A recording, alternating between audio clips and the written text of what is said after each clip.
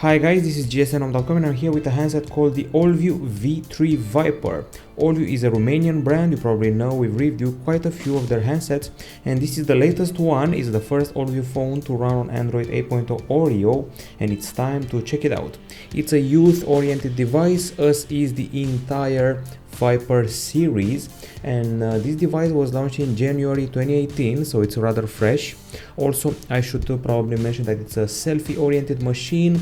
It has an 18:9 aspect for the screen, and also it comes priced at $223, so it's quite affordable no matter what your income is. It's available in black, gold or gray, and it stands out to the fact that, among other things, it lets you run dual WhatsApp, so 2 WhatsApp accounts. Now, as far as the design is concerned, we're dealing with a phone that's made of plastic. It's polycarbonate, but it mimics glass quite well, especially the gold and gray versions. It measures 8.1 millimeters in thickness, and it weighs 143 grams, which is pretty light for a 5.5 incher. Now, if you want to compare it to the Nokia 6, that one is slimmer at 7.9 millimeters, but also much heavier at 169 grams. We have an 18:9 aspect ratio here for the screen, and something called IML Art Tech for the back side. It's the way the polycarbonate is being treated to look like glass. It's a special 3D design, and the back is also gently curved. Now, the good thing about the phone is that it's pretty compact. As you can see, I'm using it with a single hand very easily, so no trouble with that. The side buttons have pretty good feedback, I have to say, and the multi-layer design is pretty inspired here. The phone is not slippery, grip is good, and build is also rather solid. The only drawback is that the back side will gather fingerprints, dirt and all sorts of lint, especially around the camera and the edges. It keeps collecting lint even as you use it. Now, as far as the screen is concerned, we are dealing with, let's see here, 5.5-inch IPS LCD and a resolution of 1440 over 720 pixels, basically HD+. Okay, so aside from that, I have to mention that we're also getting here Gorilla Glass 3 protection, and this one here is a 2.5D gently curved panel with in-cell technology and full lamination. It's got the 18:9 aspect I just mentioned, and I would say that the bezel size is rather okay, not the slimmest in the world, but also not the thickest, so rather okay. Now let's actually check out the experience, the actual viewing experience, courtesy of the video app. We have our test sample here, and here it is. So first things first, this player lets you use DTS acoustics. We got a special option here, we got a pop-up play feature, and let's fill the entire screen, take advantage of the aspect ratio. Now, things to notice here are the following. I would say that we have a pretty okay contrast even in the full sunlight. The colors are well calibrated, also quite vivid. Brightness is not bad. We have wide view angles, and that's pretty much it. Now let's see what other aspects we have to talk about as far as the screen is concerned. Okay, so you have to find the gallery and see what the pixels are like. So put under the microscope, we found the pixels to have this arrangement. This is the RGB stripes arrangement. We also did a brightness test and achieved a top level of 407 lux units, which is within the good limits. 400 lux is always a good result. It beats the Samsung Galaxy J5 2017 and also the Motorola Moto G5 Plus. Still, it's scored below the Motorola Moto Z Plane and also the Sony Xperia XA and the Bluebo S1. Of course, we also have special settings for the very same screen. We go here, and then we go here, display, we got brightness level, adaptive brightness, economical backlight, phone size, wallpaper, sleep, LCD effect, which is neutral, cool or warm, and usually it's a good idea to leave it on neutral, smart eye protection, and cast screens. Overall, pretty solid screen for a mid-range handset.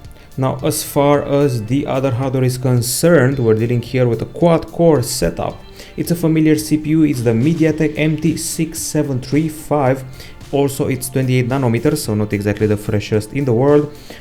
It's a quad-core CPU at 1.25 GHz. We also have the Mali T720 GPU, 3 GB RAM and 32 GB of storage, plus a micro SD card slot.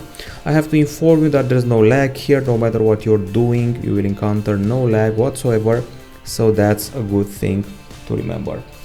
Fluidity is rather okay. I find it to be a plus, the fact that we're running on Oreo here. which is the latest software, Android Oreo. And since we talked about regular functioning and all that, no matter how many recents you have, you'll be happy. Let's see how we are doing in the gaming department. So Riptide GP Renegade is our game of choice. I've heard there's Asphalt 9 coming, which will probably replace our benchmark game. And let's see how Riptide runs on the V3 Viper. Okay, so quick race, first track, pro, hydrojet, the shorter one. Judging from the menus alone, I would say the experience is quite okay. Here we go. Nice looking water so far. Responsive controls, loving the frame rate. Could use a little bit more sensitivity in the controls area, or maybe it's just this special smaller hoverboard. I'm using a bigger one. Not bad frame rate, not bad at all. Also nice lighting and effects. Okay, so gaming checks out. Time to go to other things. Other things meaning benchmarks. We also have those here, so let's see them. We usually do a battery of tests. I'm going to focus on the regular ones. We've got your Antutu, your 3D Mark, your Geekbench. All of them are here, provided we are able to find Antutu first. So we got a bunch of other tests here, and other scores. Things to remember are the following. We managed to beat the Huawei P9 Lite 2017 in Antutu, which is no small feat. It's actually quite impressive. So once again, we beat the Huawei P9 Lite in 2017, also the Blueboo S1, and we scored below the Huawei Mate 10 Lite and the Huawei P10 Lite, which was to be expected if I'm being honest. Now, if you want to talk about graphics, there's 3D Mark, which has a variety of other subtests. We played around with 3D Mark Slingshot 3.0, and in this one we were able to beat the Huawei Honor 5X and the Galaxy A7 2016, but scored below the Nokia 3 and Zenfone 3 Max from Asus. Not exactly flattering. We also did a Geekbench score, or better said a Geekbench test, Geekbench 4 actually. The scores are rather modest. Basically in the multi-core test we beat the Motorola Moto E4 Plus, Nokia 3, Blueboo S8, but scored below the Sony Xperia L1 and the LG Q6. So basically we are either on par or above the Huawei P9 Lite and the P9 Lite 2017, but below the P10 Lite. We're stuck in between them with a not very impressive GPU. Now on the temperature front, we also did tests, two of them. The first one, 35.3 degrees Celsius, which is quite okay, achieved in GFX Bench. And the second one shows overheating, 45.9 degrees Celsius, achieved when running the game you saw before, Riptide GP Renegade. So there is some overheating here, actually a lot, although in my real life experience I did not feel any heat from the device's backside when gaming. If you want to talk about the battery, it's a lithium polymer 3000 mAh unit, and also we are provided with a 5 volt 2 ampere charging. On paper we're promised up to 300 hours of standby and up to 740 minutes of talk time. Now let's see how we actually did. So I'm going to go here and start looking for our results. First of all, we did a HD video playback test in a loop. We achieved 8 hours and 20 minutes, which is reasonable, I would say. I'm not very impressed by it, but still it's pretty decent. It beats the Sony Xperia Z5 and the Allview X4 Soul Infinity N, which we actually tested a couple of months ago, also from Allview, and we scored below the HTC One A9 and the Samsung Galaxy A5, the old one, the one from 2015. Now this is the video playback time, 8 hours and 20 minutes.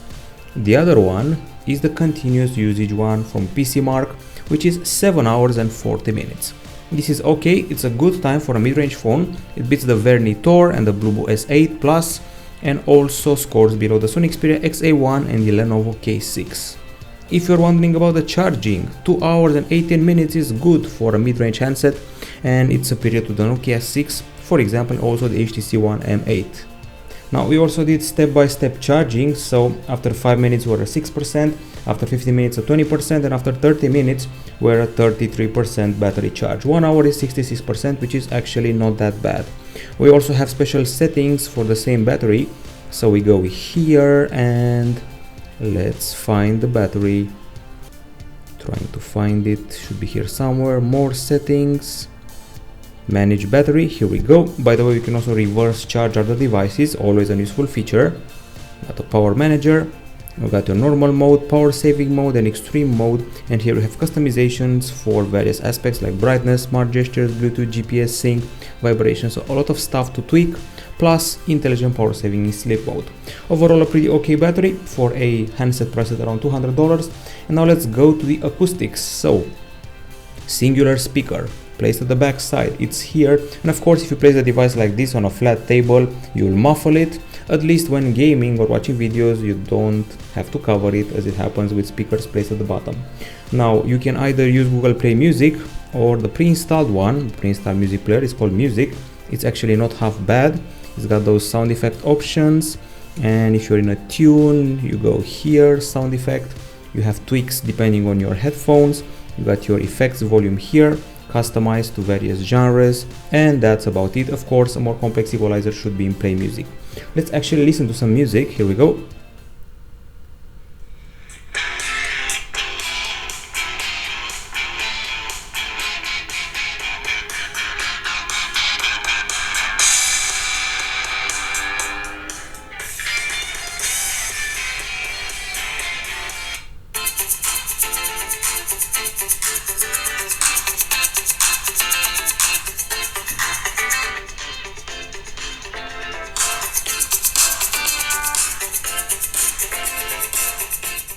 Okay, so that's quite the muffling. Now impressions, quite loud, not much bass. Okay, highs, no distortion, no vibration, and I was generally happy with the sound minus the bass.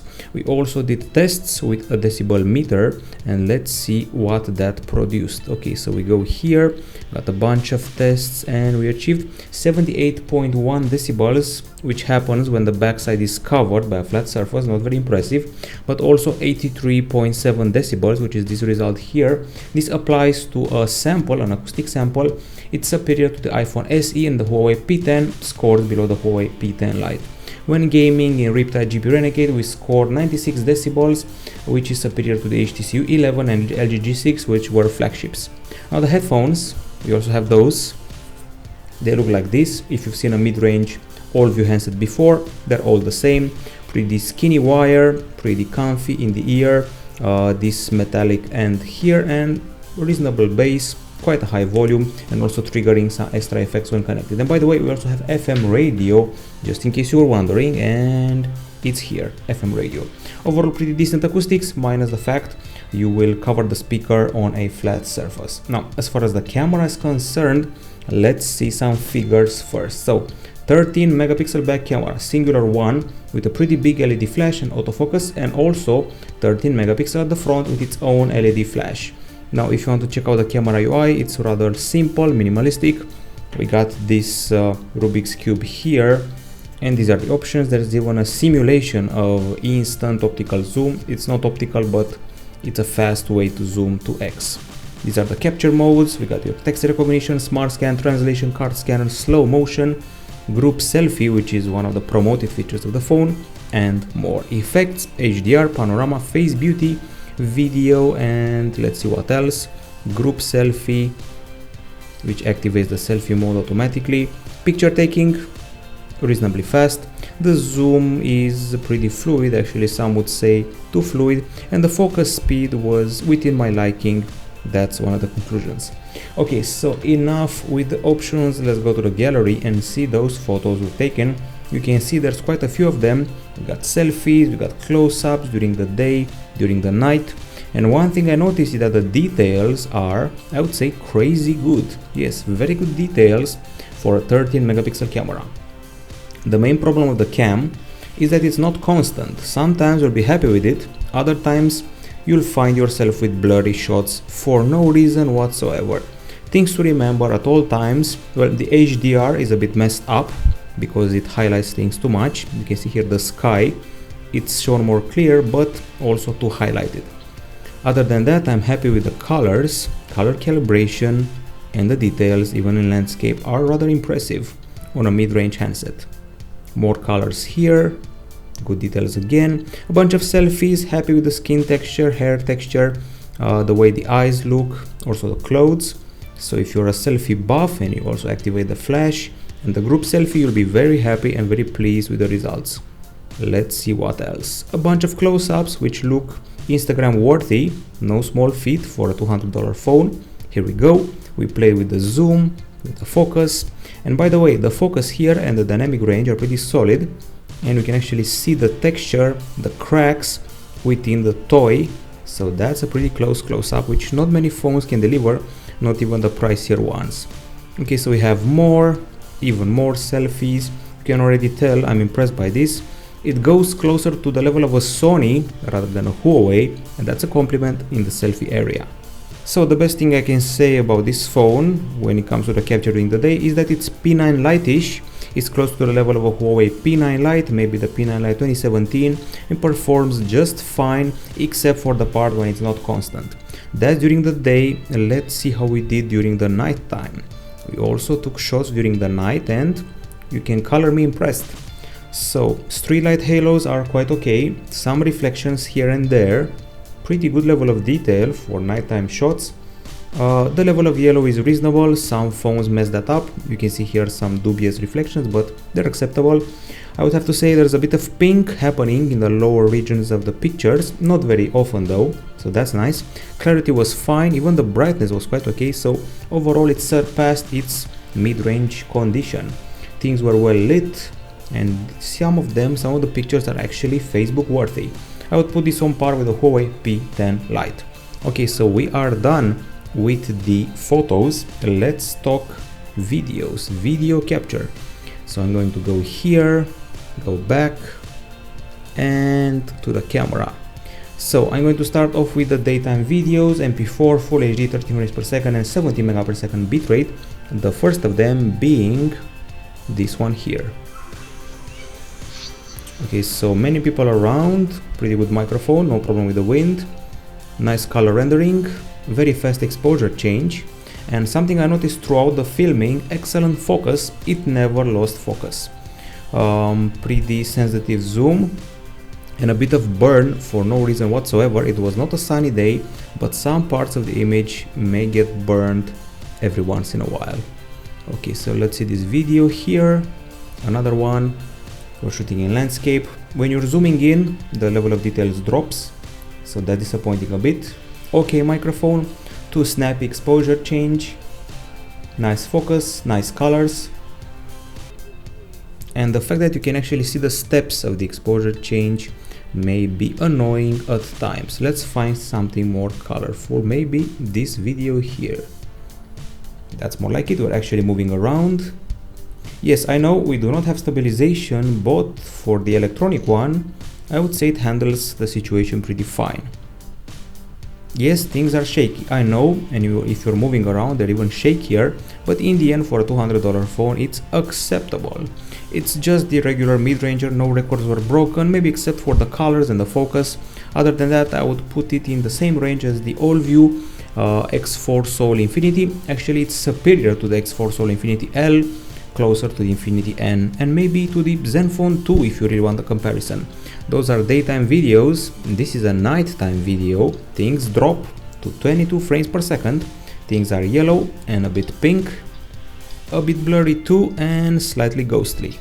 Still, the level of brightness and the clarity overall is not bad. It's big streetlight halos, but not the biggest I've seen. Soft details, poor zoom, and quite shaky. I would say it's forgettable, but I've seen worse than it, so keep that in mind. If you compare it to a Chinese phone, maybe something like a B brand, Ligu or Elephone, I would say actually it is better than them, so that's something to remember. You can see more samples when the text review is done. Okay, so things to remember from the camera: good selfies, nice colors, nice details in pictures, and acceptable video capture. Now let's go to other aspects like the web browser and connectivity.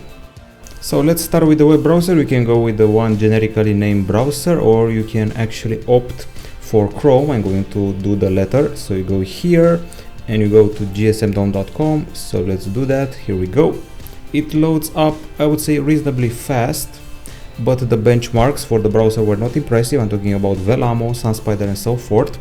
We got here a pretty comfy stock keyboard with swipe, so that's it when it comes to the input. And when it comes to connectivity, this is a dual SIM phone with a micro SIM and a nano SIM card, and one of them also serves for the micro SD, so hybrid SIM. We got GPS, 8 GPS, GLONASS, FM radio, HD voice, dual microphone, 4G LTE of the category 4 kind, which means up to 150 Mbps in downloads on paper. There's Bluetooth 4.2, Wi-Fi ABGN and micro USB 2.0 port at the bottom.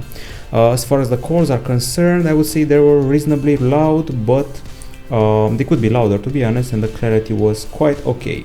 We also did a speed test, and let's see how that panned out. So I'm going to go here and try to find the speed tests. These are the results we achieved the device. So on 4G, 51 Mbps in downloads, 46 Mbps in uploads, and on Wi-Fi up to 64 and 25 respectively, which are rather okay. I've seen better, but this is in the end a lower mid-range phone. No records were set here. Now, one of the core points of the phone is the fact that it runs on Android Oreo. It's the first Allview phone with that performance, and this also serves as a hybrid with the Allview experience. So Allview Allview is the vocal assistant that Allview provides, and here it's telling me that it runs in the background, and we have more features here. Now we're running on Android 8.0 Oreo here. This is first Allview phone to do that. It's got a bit of a custom UI on top, nothing exaggerated though. It keeps some of the stock options, and it's minimalistic and abstract. That's my description of it. Multitasking happens like this via carousel. We also have the split screen thingy. This doesn't support it. Let's find one that does. So we got Chrome on the one side, and we got video on the other side, so you can keep watching a video while you're also browsing around. So that's your split screen experience in a nutshell on this handset. Okay, so multitasking is done if you keep the home screen pressed, and by the way, as you can see, we have all the apps on the home screen, no app drawer here. So keep it pressed and you'll trigger the wallpaper, arrange, search and desktop settings. This is the arrange area. You can do cleanup, you can do actual arrangement of the icons however you like. You got search here, so you can search among your messages, contacts and applications. And let's see what else. You got desktop settings, which are related to the loop notification dots. We have those too. Quick gestures, desktop mode and layout with a few options of arrangement. Now we also have widgets, which are basically the stock ones, most of them, and some effects, you know, the transitions. Other than that, that's about it as far as customization is concerned. The drop down section includes notifications and quick settings in a very minimalistic approach, white background and blue gray toggles. We got an extreme mode for power saving, we got the eye shield to protect you from the blue light, and these small extra notifications here. Now Allview also created something called Allview. It's a vocal assistant, not a virtual assistant. It has evolved and debuted in version 3.0 on this device. It's in Romanian, but you can set it up in English, Polish and a few other languages. You can change language from here. Also have a variety of other settings. There's Romanian, Polish and English, as I said before. And you can open up websites, you can start YouTube, it can call people, it can tell you what holiday it is, it can compose a message, a memento, add to your shopping list, stop the Wi-Fi, power the Wi-Fi, set an alarm, tell you the weather, and so much more. You can ask about personalities, it hooks up to Wikipedia, and this is only the start of what Allview can do. As I said before, it's version 3.0 and it already has a more modern interface. Okay, so that's it about Allview. We also checked out the interface. Time to go. Let's close this. Time to go to the actual settings, because we have quite a few things to notice. So you can start with the features. These are the core features of the phone. You can take this selfie, which lets you use the front flash for an improved selfie. There's also Beautify Video. There's the power manager, the fingerprint security, split screen, data clone, and all that. Plus picture in picture, which is something that Android Oreo boasts with. Okay, so we have connectivity options, display, navigation bar, do not disturb, security, and app multi-open. So if you have WhatsApp, you have two WhatsApp accounts on two SIMs, you can use both of them on this phone. Not many handsets have that even nowadays. As far as security goes, you already have the fingerprint scanner well, it has embedded my print, this one here. It requires 10 steps, and let's see how we can set it up to unlock the screen. Okay, set password, pin. Okay, no thanks, done. Fingerprint all set up, and we have easy unlock, or you can use it for the private space so you can access special areas of the phone. Let's see how it works. So putting my finger here should result in an unlock, unless it's another finger. Yes, it's actually this one. So let's go again. It's this finger placed here and a fast unlock. Let's try again. Placed here, unlock. Let's try it at 90 degrees. Okay, a bit harder but still working. And 180 degrees, the supreme test, and it finally worked. Without the print, well, you have to input the code or put the finger here. That's it as far as the security is concerned. Let's talk apps. You can see all of them on the home screens. There's no app drawer, I actually counted them. And by the way, we do have notification dots, just in case you're wondering, for all the core apps. 39 apps here, quite a few. Of course, you have the Google ones, you got your gallery, your camera, your calculator, your calendar. There's contact, sound recorder, something called data clone, which can be used to transfer data from an older phone, file explorer, notes, and also FM radio, compass, and the very useful system manager with a cache cleaner, app manager, echo mode, and so forth, plus Snapseed for photo editing. That's it in a nutshell, the experience with the good looking and very light first Android Oreo phone from Allview, the V3 Viper. Time for the verdict. On the pro side, it's a very good looking phone, for sure. It's also a comfy phone with a bright screen, with okay performance, reasonable battery. The acoustics were quite fine, especially the headphones for some reason. I would have to say that the focus and the colors stand out from the camera area. Very nice selfies too, and the fact that we're running on Oreo in a pretty fluid experience and a good price are all positive aspects here. Now on the negative side, I would have to say that the back side draws too much dust, prints, and lint. The speaker doesn't have much bass. Some overheating was found at some point. The fact that we took shots and videos that were not constant is also a bit of a bummer, and I would say that there are a bit too many apps for my liking for 2018. In the end, this is a nice phone for teenagers and youngsters, as usual for a Viper series handset from Allview.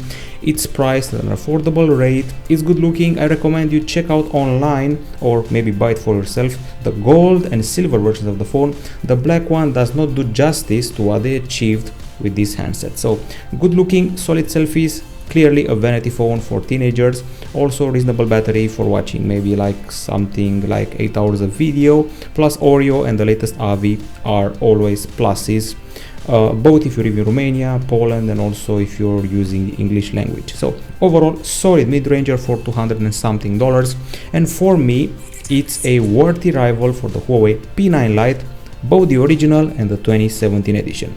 This is it from gsnhome.com. This has been the review of the Allview V3 Viper. Bye bye.